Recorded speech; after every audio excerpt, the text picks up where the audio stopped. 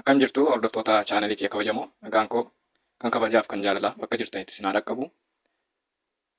Har'a immoo egaa barnoota haaraa tokko qabadhee isinii dhufeen jira. Viidiyoo baay'ee isin fayyada jedhee yaadu gaaffii namoota baay'ee kan ta'e yeroo baay'ee daataa yookaan intarneetii fayyadamuudhaa fi qarshii baay'ee gubaa oolla. Furmaata sanaa kan ta'u appilikeeshinii tokko qabadhee isinii dhufeen jira. Appilikeeshinii sana immoo baay'een keenya beekna.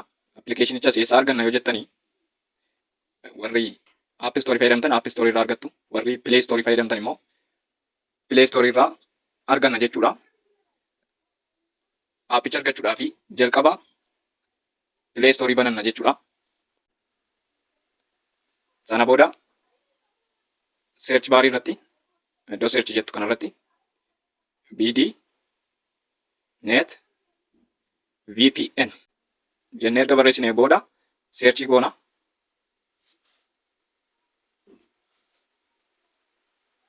Akkuma argaa jirtan egaa search naaf godhee jira.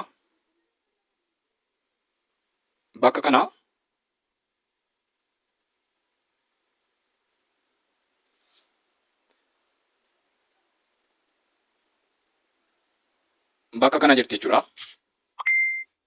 Bakka kana jirti BDNet VPN kan jettu isheen itti mari kana jechuudha. Appilikeeshinii kana inni ilaaltu kana kan fakkaattu erga ilaaltanii booda amma viidiyoo isin hojjechaa jiru kanallee VPN kanaan hin fayyadamaa jira jechuudha. Qarshii tokko illee hin baasini. Mirkaneeffadheera jechuudha akkamitti akka inni hojjetu. Sana booda al tokko hin xumna jechuudha bakka arganne sana. Egaa ani install godhadhee waan hin jiruuf yookaan fe'adhee waan hin jiruuf open jedhee naa fida. Kan keessan garuu install jedhee fida jechuudha. Install jedhee fida bakka kanatti jechuudha. Kan koo garuu open jedhee jira jechuudha. Sana booda opening godhaa jechuudha. Opening godha jechuudha. Isheen itti mari kana ta'uu isaa mirkaneeffattu sana booda opening gootu. Open kan jettu kana nan cuqaasa jechuudha al tokko.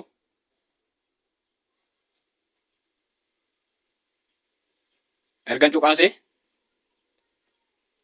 gara natti na fudhatee jira jechuudha gara appilikeeshinichaatti.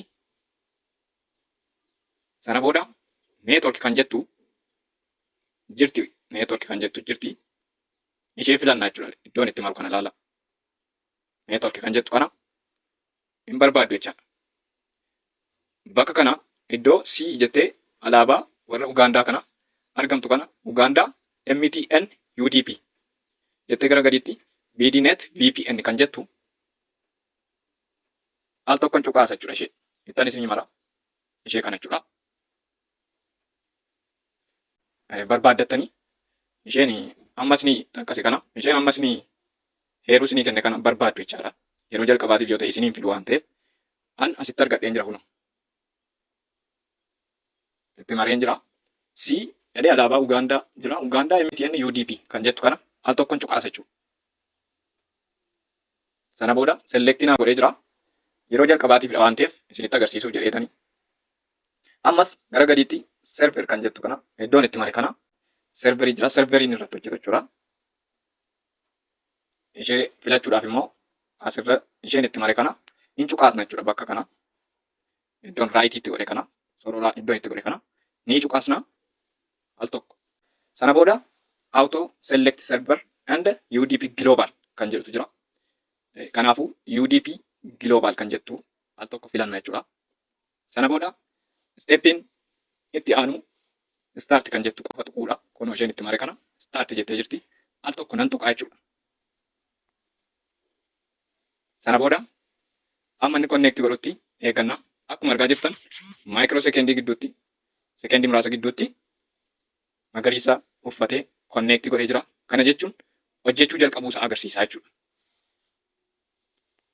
Sana booda waan fayyadamuu barbaannu dhannee banannaa jechuudha. Fakkeenyaaf Facebook laayitii fayyadamuu barbaada yoo ta'e nan bana. Akkuma argaa jirtanii banee jira jechuudha. Hojjechaa jiraachuusaa maaliin mirkaneeffanna? Kunoo suuraan duriin argamne basic mode irra basic mode kan jettu bakka kana jirti turte duraanii.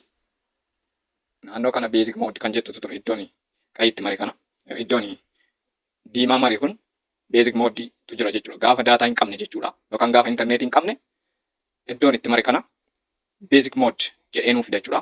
Kanaaf amma inni irra hin jiru. Kana jechuun hojjechaa jiraachuu isaa nuuf mirkaneessa jechuudha. Yeroo beezik moodii fayyadamtan suuraallee akka kanatti arguu hin dandeenyu jechaadha. Arguu hin dandeenyu.